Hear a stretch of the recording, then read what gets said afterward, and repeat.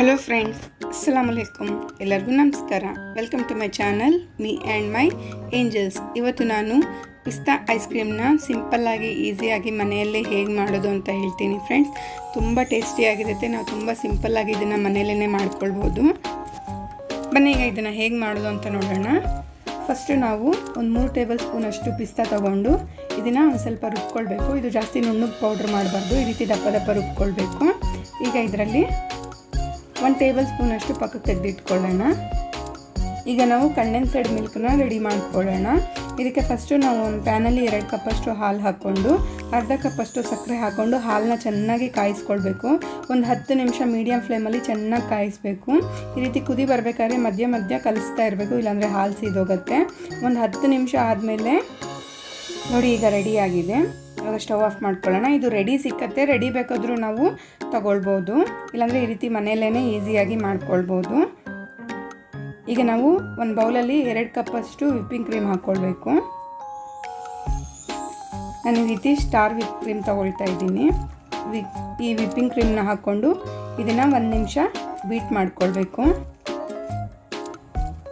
ಈ ರೀತಿ 1 ನಿಮಿಷ ಬೀಟ್ ಮಾಡ್ಕೊಂಡು ಆಗಿದ್ಮೇಲೆ ಇದಕ್ಕೆ ನಾವು ರೆಡಿ ಮಾಡ್ಕೊಂಡು ಇಟ್ಕೊಂಡಿದ್ವಲ್ಲ ಕಂಡೆನ್ಸೆಡ್ ಮಿಲ್ಕು, ಅದನ್ನು ಹಾಕ್ಕೊಳ್ಬೇಕು.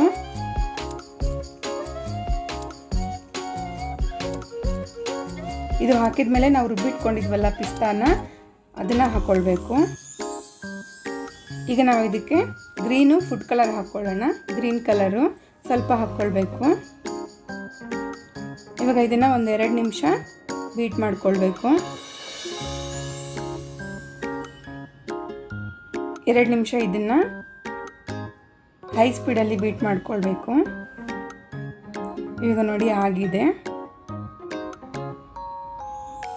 ಈಗ ಇದನ್ನು ನಾವು ಒಂದು ಡಬ್ಬದಲ್ಲಿ ಹಾಕ್ಕೊಳ್ಳೋಣ. ಈ ರೀತಿ ಒಂದು ಡಬ್ಬದಲ್ಲಿ ಹಾಕ್ಕೊಂಡು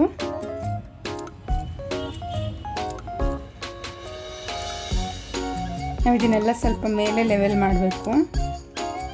ಈ ರೀತಿ ಎಲ್ಲ ಲೆವೆಲ್ ಮಾಡ್ಕೊಂಡಾದ್ಮೇಲೆ ನಾವು ಆವಾಗಲೇ 1 ಟೇಬಲ್ ಸ್ಪೂನಷ್ಟು ತೆಗೆದಿಟ್ಕೊಂಡಿದ್ವಲ್ಲ ಪಿಸ್ತಾನ, ಅದನ್ನು ಮೇಲೆ ಡೆಕೋರೇಷನ್ಗೋಸ್ಕರ ಹಾಕ್ಕೊಳ್ಳೋಣ. ಈಗ ಇದನ್ನು ಇದ್ರ ಮೇಲೆ ಈ ರೀತಿ ಹಾಕಿ ನಾವು ಇದನ್ನು ಪ್ಲೇಟ್ ಮುಚ್ಚಿ 8 ಅವರ್ವರೆಗೂ ಡೀಪ್ ಫ್ರೀಸಲ್ಲಿ ಫ್ರೀಸ್ ಮಾಡ್ಕೊಳ್ಬೇಕು. 8 ಅವರ್ ಇಡಬೇಕು. ಈಗ ನೋಡಿ 8 ಅವರ್ ಆಗಿದೆ. ಇದು ಐಸ್ ಕ್ರೀಮ್ ರೆಡಿ ಆಗಿದೆ ನೋಡಿ, ಫ್ರೀಸ್ ಆಗಿದೆ ಎಲ್ಲನೂ. ಈಗ ನಾವು ಐಸ್ ಕ್ರೀಮ್ನ ಸರ್ವ್ ಮಾಡ್ಕೊಳ್ಬೋದು.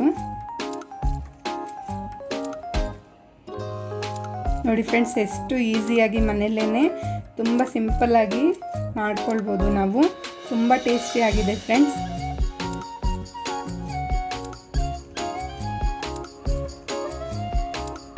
ಈಗ ನಾವು ಇದಕ್ಕೆ ಒಂದು ಸ್ವಲ್ಪ ಪಿಸ್ತಾದಿಂದ ಡೆಕೋರೇಟ್ ಮಾಡಿ ಸರ್ವ್ ಮಾಡಿದ್ರೆ ಚೆನ್ನಾಗಿರುತ್ತೆ.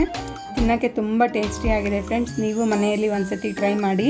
ನಿಮ್ಗೆ ಏನಾದರೂ ಈ ರೆಸಿಪಿ ಇಷ್ಟ ಆದರೆ ಪ್ಲೀಸ್ ಫ್ರೆಂಡ್ಸ್ ನನ್ನ ಚಾನಲ್ನ ಸಬ್ಸ್ಕ್ರೈಬ್ ಮಾಡ್ಕೊಳ್ಳಿ, ಲೈಕ್ ಮಾಡಿ, ಶೇರ್ ಮಾಡಿ, ಕಮೆಂಟ್ ಮಾಡಿ. Thanks for watching my channel.